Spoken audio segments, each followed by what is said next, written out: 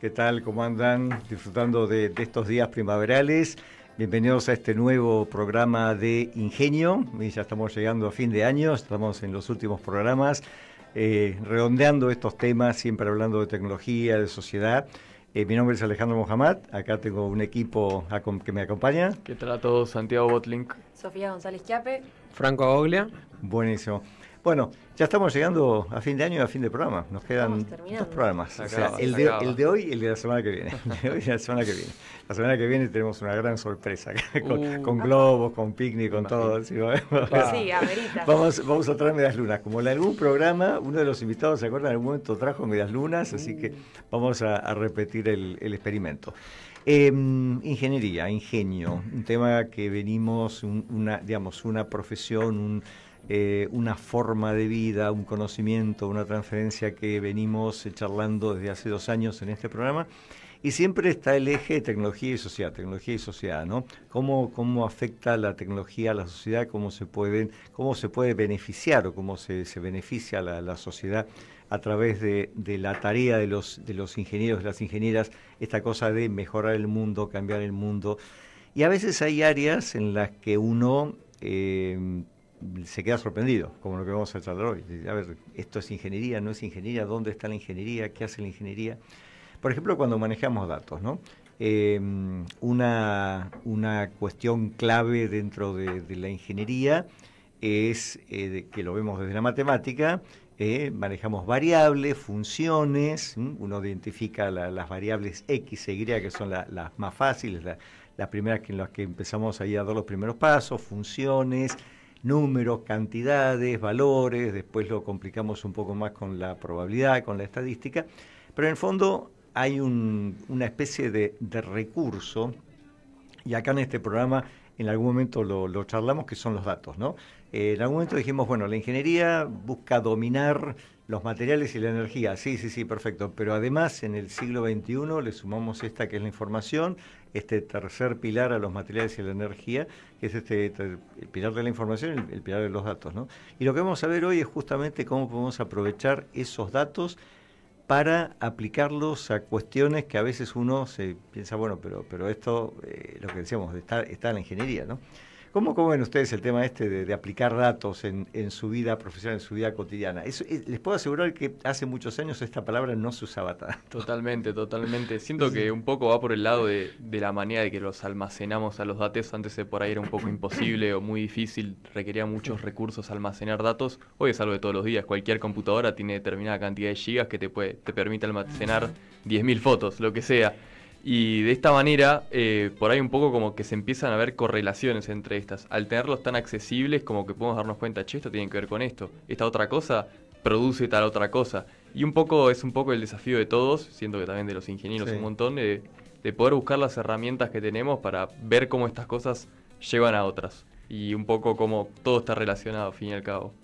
Sí, yo creo que es algo sumamente transversal y que, o sea, desde en cualquier ámbito profesional uno tiene un Excel con información o un documento o o sea, es algo que es transversal a todo, y me parece que hoy en día se están cada vez desarrollando más herramientas justamente para poder gestionarlos. Y bueno, hoy nos falta... Bueno, la experta en ciencia de datos, que nos sabría decir un poco mejor. Le mandamos un saludo, pero... Le mandamos un saludo a Sol acá, sí. Le decimos que la estamos extrañando en este momento. Acá ustedes comentaron dos palabras, ¿no? O sea, el almacenamiento de los datos y el Excel. El Excel es una especie de símbolo, ¿no? En los años 90... todavía no se hablaba de Excel, se hablaba de Lotus, había una planilla, una de las primeras planillas de cálculo, la spreadsheet, que como se llamaba en inglés, era el Lotus 123, después apareció otro que se llama el QPro, y después apareció el Excel, ¿no? O sea, todos nombres que a ustedes les resultan prehistóricos. Pero cuando hablábamos de esas primeras planillas, yo me acuerdo en una clase, en una escuela de negocios, un profesor de métodos cuantitativos dijo algo así como: después de la rueda, el gran invento de la humanidad fue la planilla, el Lotus. Era lo que era en el Excel, él dijo el Lotus en su momento, en la planilla de cálculo, el Lotus. Y claro, son herramientas que fuimos desarrollando, es decir, poder tener una minería de datos acá la parte técnica lo suele llamar el data mining, o sea, la minería de datos, este almacenamiento de los datos, esta forma de recopilarlo y el poder procesarlo rápidamente con la planilla fueron como herramientas que te van mejorando el uso de una aplicación. Yo a veces lo pienso en lo que eran los motores térmicos. Uno ve, ahora que todos seguimos la Fórmula 1 y estamos al tanto del rendimiento de los motores de Fórmula 1, claro, la gran diferencia que hizo en el rendimiento de los motores térmicos fueron los materiales que podían soportar las temperaturas. Es decir, la termodinámica me decía que el cálculo eran tantos grados centígrados, no quiero tirar ningún número para no quedar mal, pero el problema era qué material lo soportaba. Bueno, cuando avanzaron los materiales, encontramos una forma como una especie de resguardo de cáscara como para que eso sea efectivo.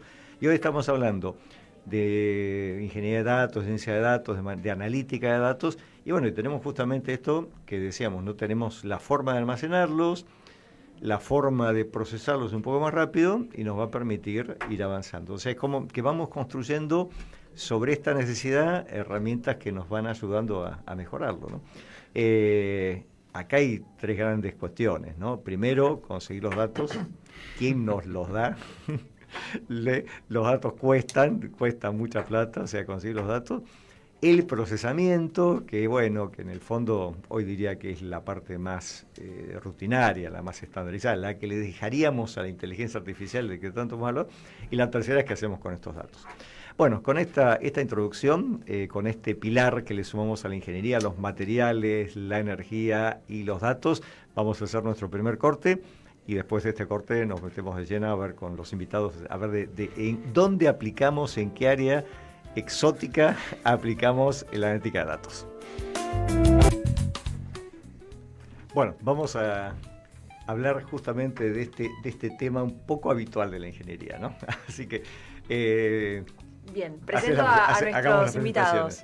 Bueno, nuestros invitados son Francisco Gallegos Luque e Ignacio Félix Mazún, egresados de la carrera de Ingeniería Industrial de la UCA, quienes realizaron su trabajo final de carrera titulado Homicidios dolosos en Argentina, predicción de vínculo víctima-victimario. El trabajo busca aplicar herramientas de análisis predictivo y modelización estadística para entender mejor las dinámicas detrás de los homicidios dolosos en el país, con el objetivo de aportar información útil para la prevención, la gestión pública y el diseño de políticas de seguridad. Muy bien, este era un tema que yo, como decíamos, medio original, medio extraño, porque uno dice, bueno, pero hablar de homicidios dolosos es un tema de derecho, facultad de derecho, abogados, penalistas, juristas. Bueno, pero es analítica de datos, es estadística, es matemática, tema de los estadígrafos. Pero también hay un tema social, cómo impactan los... pero entonces de los sociólogos. ¿Y cómo aceptamos un trabajo final de ingeniería industrial en esta temática? Justamente por esto que estábamos hablando en el bloque anterior, de cómo la ingeniería tiene todas estas perspectivas. O sea, aplica a la sociedad, por lo tanto tiene esa pata en la sociología, una de las partes de la sociedad es el derecho, la constitución, digamos, de este problema, esta problemática de violencia dentro de la sociedad, y usamos herramientas que son propias, si bien de la matemática, propias de la ingeniería, para con lo que terminamos el bloque anterior, recoger los datos, analizar los datos y poder tomar decisiones. Bienvenidos, ¿cómo andan? ¿Cómo están ustedes? Bien. Así que, bueno, Francisco e Ignacio, ¿cómo surgió esta idea de meterse con este tema? Porque yo sé que ustedes venían trabajando con analítica de datos, les gustaba todo esto, cursaron una materia optativa, trabajaron con el profesor Emilio Picasso, que también participó en algún programa de acá de Ingenio. ¿Cómo eligen el tema? ¿Cómo sale como disparador este tema, no? Bueno, todo surgió porque... Bueno, primero gracias por la invitación. Todo surgió porque teníamos una materia optativa acá en la carrera de Ingeniería, que es Analítica de Datos, que da Emilio Picasso, y que la idea era hacer un trabajo final, digamos, importante, con alguna base de datos, la que sea. A nosotros siempre nos interesó bastante el tema. Y entonces nos pusimos a investigar qué base de datos buenas había, porque no es fácil conseguir una base de datos buena, es difícil conseguir buena información, actualizada y demás. Y vimos que el gobierno nacional de Argentina tenía un montón de bases de datos muy interesantes, que nosotros no sabíamos primero que tenía tanta base de datos buenas. Tenía, por ejemplo, establecimientos bailables en la ciudad de Buenos Aires, cosas de ese índole, de todo tipo. Y una muy interesante era los homicidios en el país. Entonces vimos que era bastante completa, porque una base de datos que tenía 6 años de recorrido de almacenamiento de datos, y dijimos, bueno, tratemos de hacer algo con esto que nos pareció valioso también, que sea algo argentino, digamos. Así surgió la idea, lo hablamos con el profesor, le pareció bastante interesante, y nos dijo, sí, denle para adelante, y bueno, y vimos ahí qué podíamos sacar de esa información, que era lo más interesante. Sí, yo creo también, bueno, no sé, en ese momento que empezamos a buscar una base de datos, tuvimos, ¿cuántos días? Pero días enteros tirados en el living, scrolleando la base de datos, que Argentina es impresionante, la verdad, nos impresionamos con la cantidad de base de datos que tiene, y también eso, queríamos encontrar algún tema que nos interpelara o que pudiésemos como sacar algo palpable, ¿no? Algo que nos interpelara y o como que le damos un objetivo un poco más profundo y no solo aplicado a la materia para tener el trabajo completo, digamos. Sí. A mí me impresionó el tema de elegir una base de datos argentina, porque es cierto que tenemos una... yo no quiero usar la palabra invasión, pero más o menos es la que me sale, de textos, de bibliografía, de papers, de artículos de diferentes países de lo que sería el primer mundo, ¿no? Muchos de Estados Unidos, de Europa. Entonces a uno a veces le resulta más fácil, bueno, bajo una base de datos de un fenómeno que está pasando en algún país europeo o de Estados Unidos, y ahí lo tengo. Esto de empezar a trabajar con bases argentinas me pareció una buena forma de comenzar. Y el tema del trabajo, o sea, cómo fueron desglosando las variables, porque ahí van apareciendo estas variables, qué significa ser víctima, qué significa ser victimario. Ustedes trabajaron con una cantidad de variables en cuanto al entorno. ¿Cómo fueron desglosando y desagregando y categorizando esas variables? Porque es el gran corpus, el gran negocio de lo que es una analítica de datos, ¿no? O sea, ¿cómo hago esto? Eso es lo que me mueve. Sí, bueno, creo que eso es de las cosas más complejas. Capaz cuando decía los 3 pasos de la información, primero conseguirlo fue muy difícil, pero después ordenarlo. Nos pasó que había bases de datos que capaz las bochábamos porque decíamos, es muy complicado, o las variables están mal organizadas, o nos costaba capaz encontrar una vuelta. La base que tenemos usando en realidad es más simplificada de lo que es la base que está que se puede bajar de internet, digamos. Y lo que fuimos viendo siempre era el objetivo, que nosotros lo que queríamos encontrar era alguna variable que podamos predecir. Que justamente en el caso de los homicidios es, bueno, quién realizó el homicidio. Bueno, y en base a eso también hicimos mucha investigación de otros papers a lo largo del mundo, que la verdad es que no hay tanto, pero sí se hicieron algunos estudios similares, en donde, bueno, eso, a través de distintas variables que suceden en un homicidio, poder encontrar el culpable, digamos. ¿Qué es lo que más investigaron? ¿La parte de la analítica o la metodología, o la parte del problema en sí, que era de los homicidios? ¿Qué es lo que les costó más para investigar en cuanto a este paso, ¿no? que decía acá Nacho? Bueno, un poco de las dos. Fue bastante difícil técnicamente porque la base de datos estaba muy alejada de lo que queríamos conseguir. O sea, tenía muchísimas variables que capaz estaban muy incompletas. Por ejemplo, nosotros terminamos categorizando, después de leer varios papers, las relaciones que puede tener la víctima con el victimario en 3, que es relación familiar, relación no familiar, o sea, amigos y demás, y sin relación.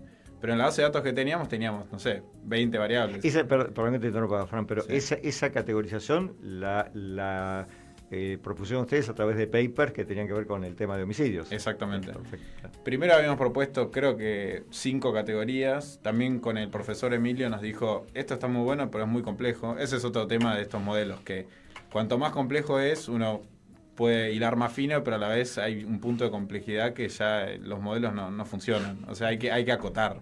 Porque si tenés, si estás viendo si fue el tío segundo, nunca vas a invocar. Tenés que más o menos empezar a acotar por rangos un poco más chicos.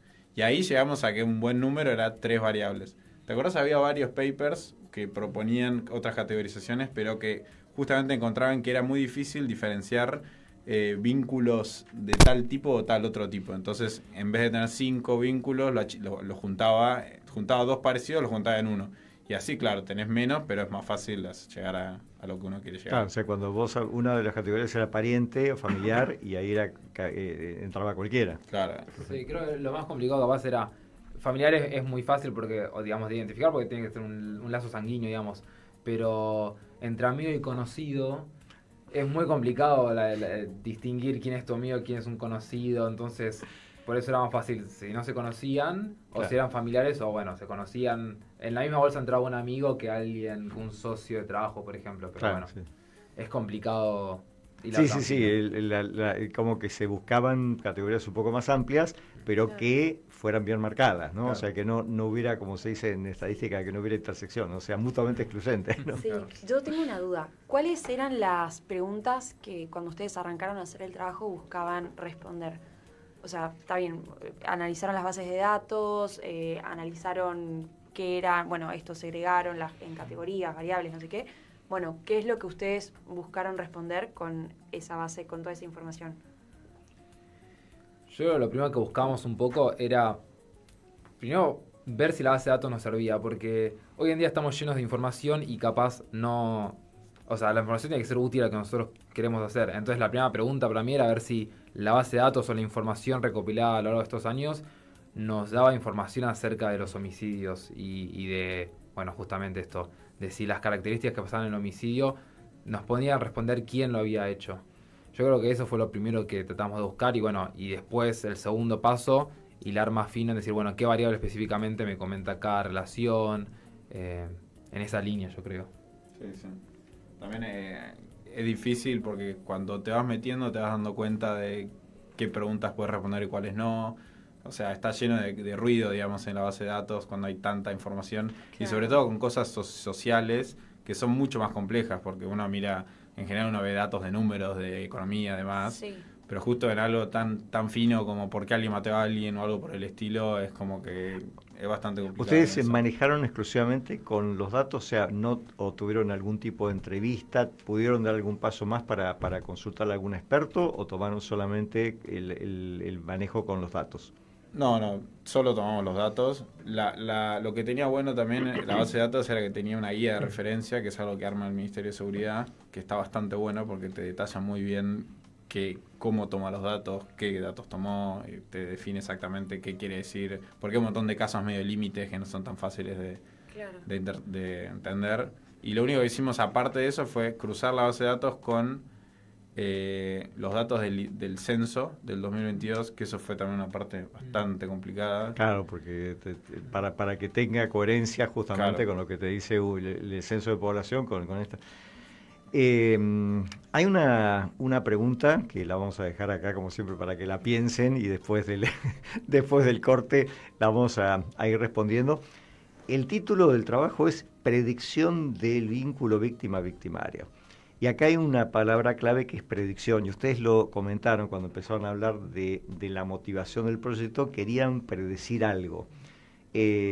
Ahora después del corte vamos a ver qué querían predecir, cómo es esto, qué se puede predecir, porque predicción es una palabra que puede ser muy fuerte, ¿no? O sea, yo es como que me adelanto, me anticipo, veo el futuro.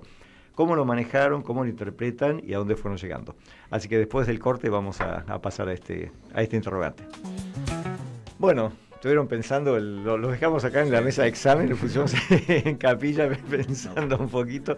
El tema de la predicción, porque además ustedes esto lo presentaron en un congreso, se foguearon haciendo un paper, así que tuvieron que cumplir una serie de pasos, ¿no? Lo deben tener claro, ¿cómo es esto de la palabra clave, la predicción de este vínculo víctima-victimario, ¿no?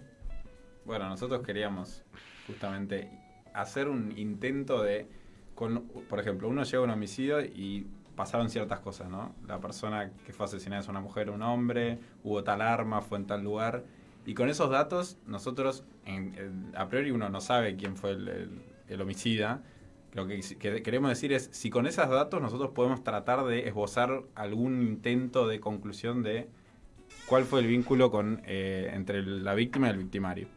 Entonces, nosotros para lograr eso tratamos de usar algo que son modelos predictivos, que son unos modelos de datos que lo que hacen es básicamente entrenarse, entre comillas, no es que es una especie de entrenamiento con datos que uno ya conoce, sabiendo la respuesta.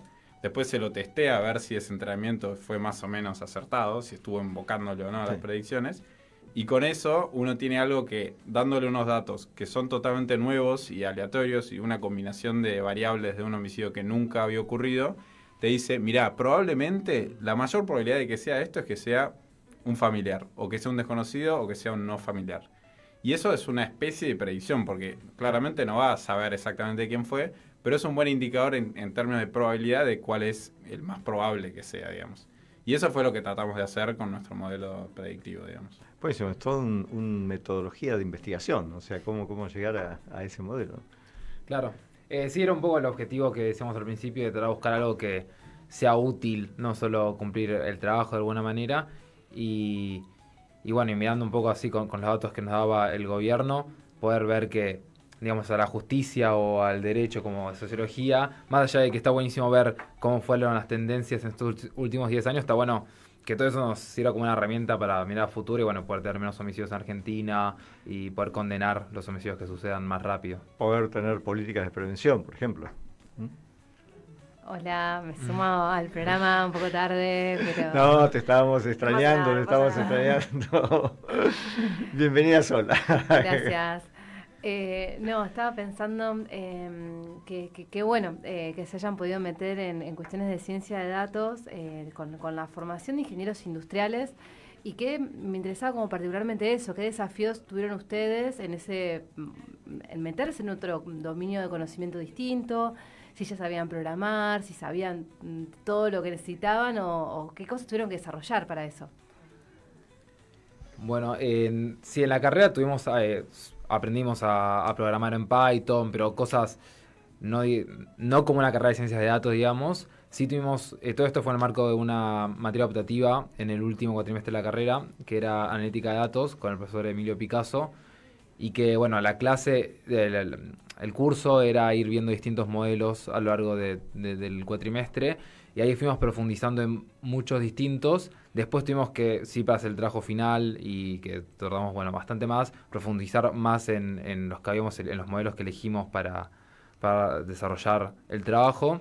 Pero sí, bueno, tuvimos mucho apoyo de nuestros tutores y tuvimos que también ir estudiando sobre esto que íbamos armando.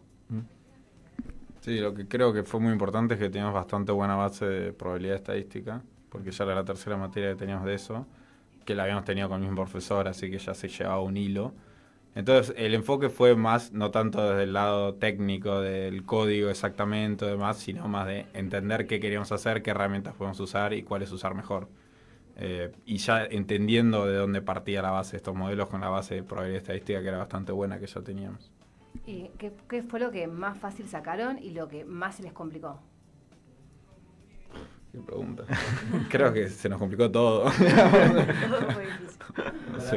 Yo creo que lo más difícil de todo el trabajo fue el gran error de usar ChatGPT.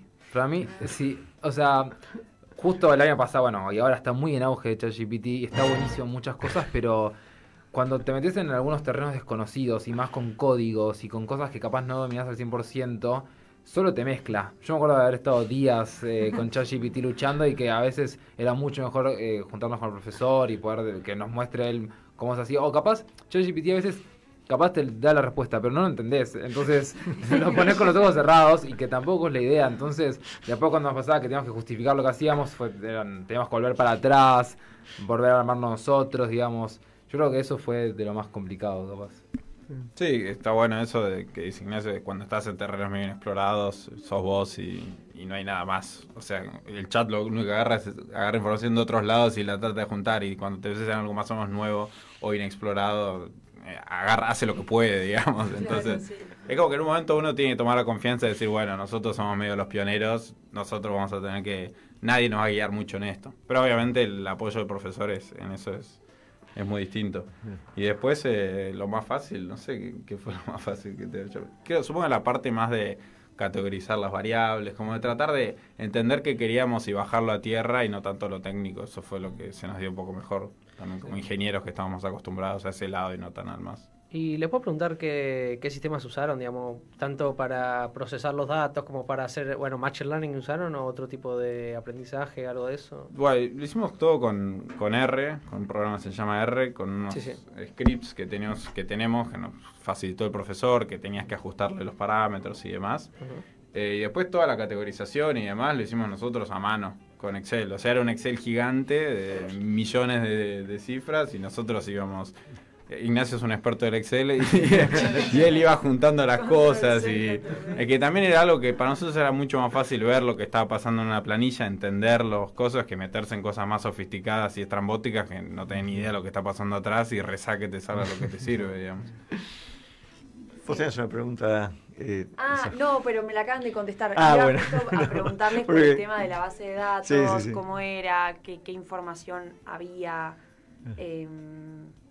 O sea, ustedes entraban en un Excel y las columnas. ¿Qué tenías? Columna de la víctima, después la situación, el arma. ¿Cómo? Sí, o sea, cuando nosotros la bajamos cuando se baja de la base de datos de Argentina, es mucho más extensa porque por cada incidente que hubo desde 2017 a 2023, hay una observación, digamos, que te dice cuántas personas murieron, cuántas personas lo realizaron, si es que, bueno, se conoce el asesino, y muchas cosas, en el lugar donde sucedió, a qué hora, qué día, qué arma se utilizó, quién hizo la denuncia, el género de la víctima. Sí, fue una ocasión de otro delito. Eso, si fue una ocasión de otro delito, por ejemplo, en robo, violación, etcétera. Y bueno, nosotros redujimos toda esa base de datos más o menos a esas variables que fuimos diciendo. Eran 17 creo y nosotros bajamos a 10. Más o menos, sí. Ok, perfecto. Y después cuando terminaron de analizar la información, ¿se sorprendieron con los resultados? La verdad que no tanto.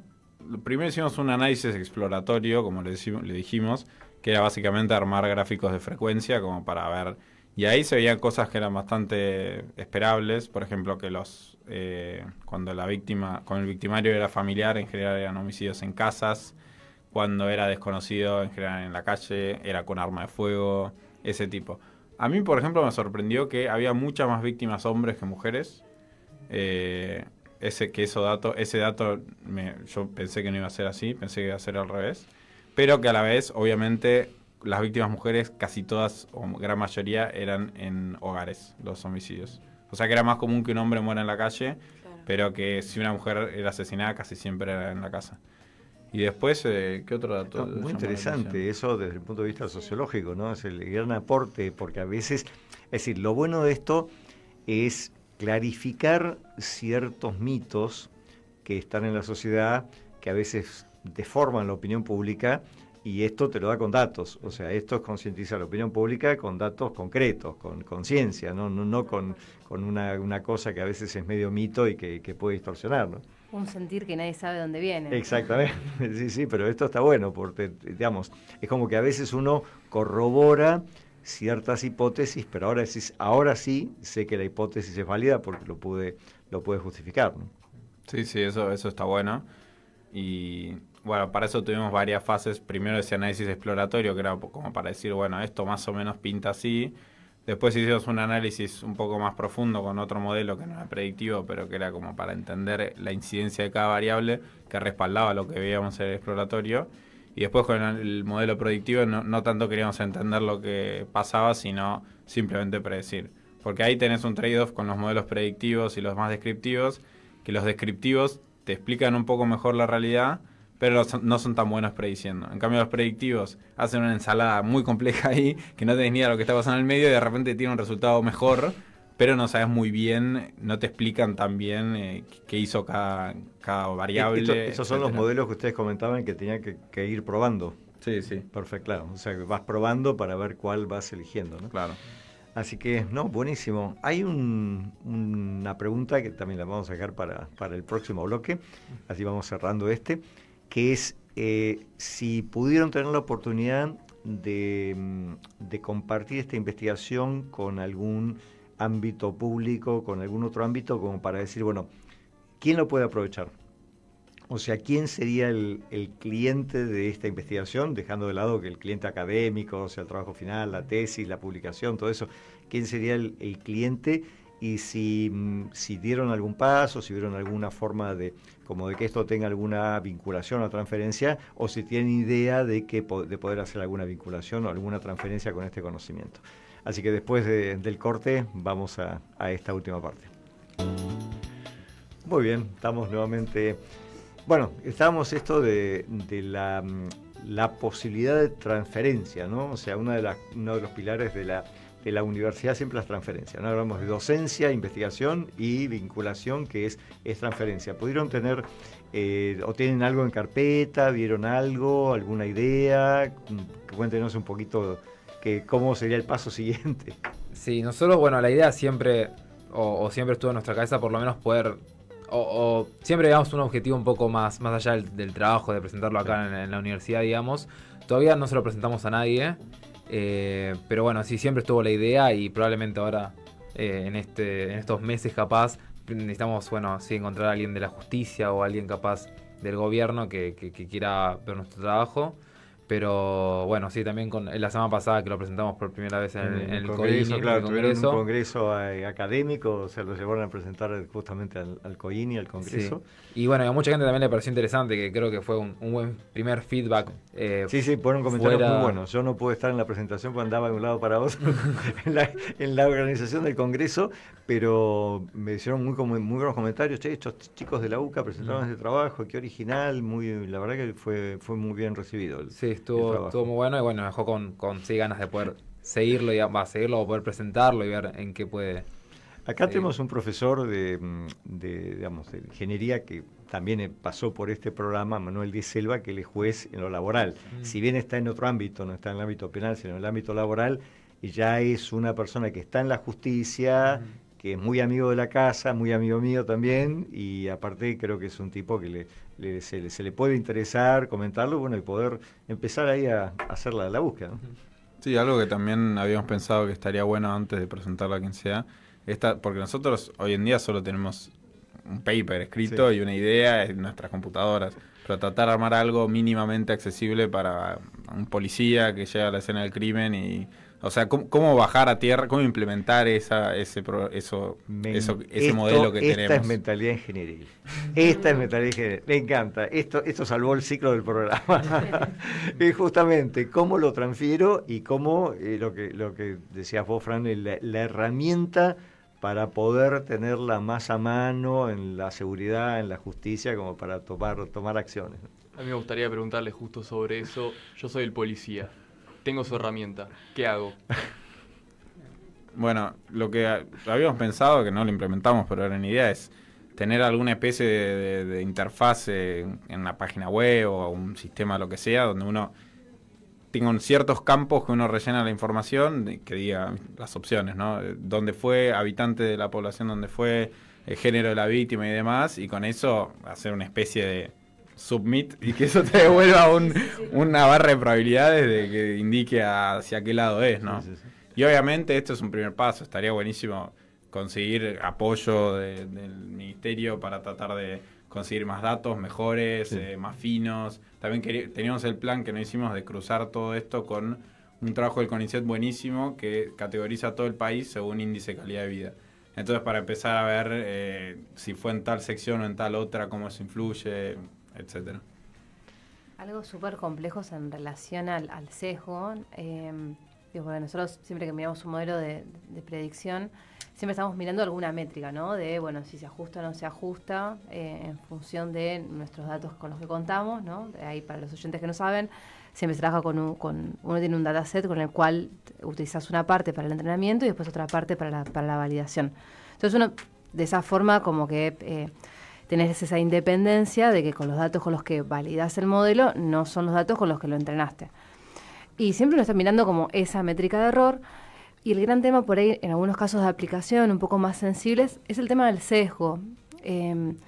Ahí, ¿ustedes lo pensaron, lo analizaron? Porque lo pensaban en términos de todo modelo predictivo, particularmente con inteligencia artificial, se centra en la idea de que lo que pasó en el pasado es algo que se va a repetir en el futuro, ¿no?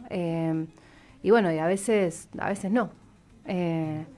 Entonces, nada, si eso había sido parte del debate que habían tenido, si lo pensaron, si lo tocaron el tema. ¿O creen ustedes, digamos, que dieron una respuesta que, no sé, quizás para ustedes digan, esta probabilidad que salió, quizás, si lo hubiera dicho una persona, seguro que lo pensó para ese lado, una cosa así. ¿No lo vieron de esa forma, quizás? ¿Cómo en qué sentido? Perdón. Claro, no sé, por ejemplo, como ustedes habían dicho, no sé, la probabilidad de homicidios y demás. Ustedes, no sé, si lo hubieran escuchado en la noticia, ¿no? Les hubiera parecido, no sé, que, bueno, el que habla está pensando de esta manera, quizá no tomó todo en cuenta, una cosa así. O solo se basa en esto y no en lo otro. Los sesgos es básicamente eso, es para dónde, si está orientado, no sé, por algún pensamiento de esto va a ser así, y no puede ser de otra forma, entonces como que se orienta la información para un lado. Si ustedes creen que, no sé, quizás la información que da la probabilidad, no sé, quizás fue orientada hacia un lado, dicen, che, esto lo pensaría tal persona con cierto pensamiento, no sé. Yo te lo respondería, esa es una pregunta para el ámbito de la sociología. Claro. Y la respuesta que te puedo dar como un sociólogo aficionado ¿no? Es que sí, es confiable. O sea, estos patrones en ámbitos sociales y en ámbitos psicológicos son bastante confiables. Suena a veces un poco raro porque uno está acostumbrado a que lo que sea más predecible sea la ciencia física, o sea, la ciencia natural, lo que es experimental. Con los comportamientos sociales también se da lo mismo. Lo que se hizo en algún momento y que se dejó de hacer y ahora se hace con mucho resguardo porque hay un problema ético, es diseñar el experimento en ámbito social. Vos podés diseñar un experimento en el ámbito físico, en el ámbito social es peligroso porque tenés reacciones de las personas que pueden condicionar y pueden dañar la psicología. Sí. Yo hago un experimento, sí, la famosa película esta, el The Truman Show. Claro. Es un experimento social. Entonces, claro, no terminan bien los experimentos sociales porque se condiciona tanto, la gente se compenetra tanto que puede dispararse algo que sea negativo. Hoy se hace con mucho cuidado, se hizo en algún momento y se dejó de hacer por los impactos que tenía, pero estos patrones de comportamiento, curiosamente, en la sociología, desde que se viene estudiando sociología, allá por mediados del siglo XIX, que se va estudiando un poco más en serio, esos patrones son confiables.